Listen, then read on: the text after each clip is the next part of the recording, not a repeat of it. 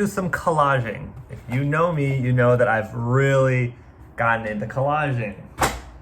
I love collecting magazines that I find. Magazines, calendars, old photos, old books that are kind of torn up and I don't feel bad about cutting up. Even old photographs of my friends and family that I have a lot of copies of and I don't mind cutting them up. So today's lesson is going to be pretty straightforward. The first thing you're going to do is find an image that has a good shape to it. A shape that's recognizable even if there was no picture on it, just the shape. So here's a shape of a woman's head. The hair might make it kind of hard to recognize if I cut it out. I could just cut out her face and her neck. And if I put images all over it and didn't have her face there, would you still recognize it as a face? Not really, not the best one. This one, probably. Yeah, it'd probably be recognizable as a head. I want to do a body shape. You could even do an animal. I might just do, here's another nice, this head would be really good to cut out.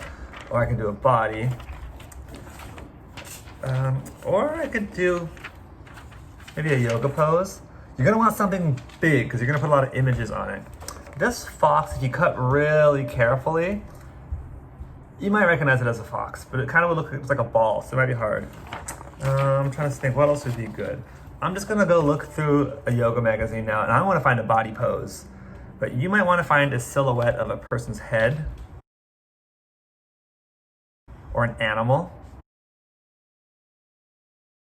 So think about what you want to find and see if you can find something like that around your house.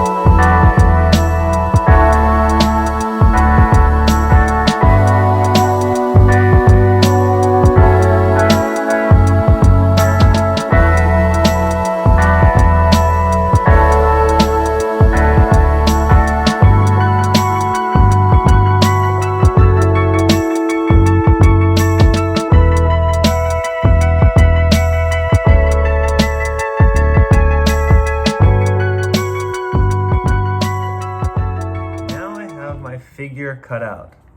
So figure being a person, figure could be just any term for a shape. And notice I made sure to cut out the hole in here. The point is that if I turn this around and it didn't have any picture of a person on it, you would still recognize it as a person's shape. You can still see the feet, the hands, you can still see it as an arm of someone doing something up here, okay? So now we're going to decorate this with other cutout images. You're going to find images that catch your attention, that you like. Something that, maybe some words that you're interested in, maybe some pictures, maybe just some colors that you like. I'm just cutting out this picture from the front of the book. And what I'm gonna do is as I cut these out, I'm gonna just put them where they're gonna go and I'm gonna glue it, covering the whole back side of this. Make sure to have a piece of paper behind it, like scratch paper, so that way you don't worry about getting glue on your desk. So what you're gonna do is you're gonna cover the whole thing and then you're gonna flip it over and you're gonna cut it out one more time. But notice that this is the side you're gonna be seeing. So you're gonna see all the things you want faced up on here. And then when you cut it out, you'll have the shape of a person but with different images behind it.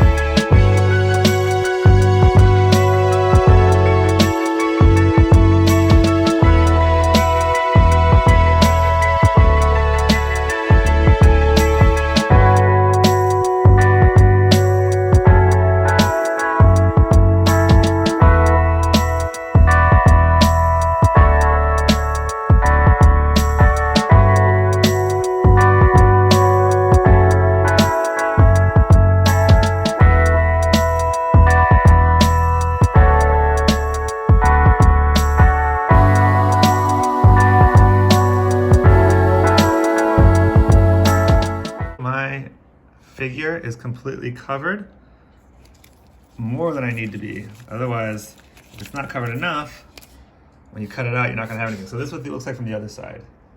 Already I kinda like it. It's kinda cool just how it looks. I like the background. I just made a weird background. Maybe that could be a different style we do for another day, but today we're not gonna do that. We're gonna cut out the background so that way you're gonna have a silhouette of this.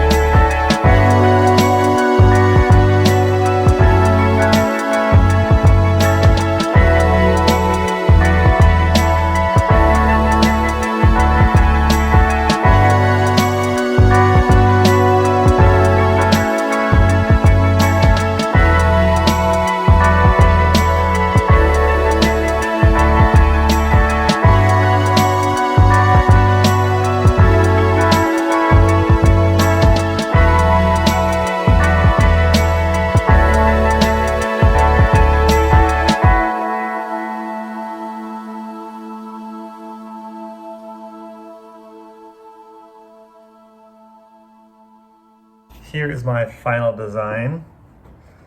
I hope it's not too difficult. It just takes time in finding the right images. I just did this right now together. I had a lot of materials to choose from though. The outlining really helps if you do a background. It looks good on a white background too. You don't have to do a colorful background like I did. But if you do a colorful background, make sure you outline it with some black pen so it stands out.